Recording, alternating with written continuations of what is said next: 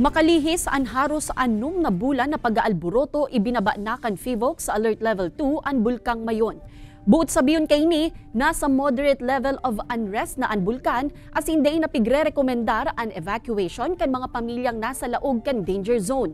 Nagkapira sa naging parametro na nanotaran, kaya ipigbaba na ang alert level kay ni, iyo ang pagbaba naman kan numero kan volcanic earthquake, as in rockfall events mantang nagluyan naman ang ground deformation o pamamaga kan bulkan.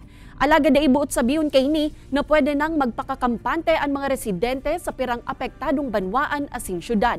Sigun kaya sa FIVOC, yaon man giraray ang posibleng abnormalidad kan bulkan, asin kung magpadagos ang mga pag-uuran, posibleng magresulta ini sa lahar flow.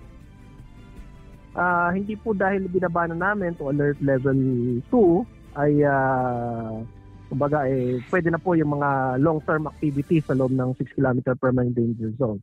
Ang recommendation pa rin namin, iwasan pa rin po natin yung pagpasok doon sa loob dahil nandun pa rin yung abnormal pa rin po ang lagay ng bulkan.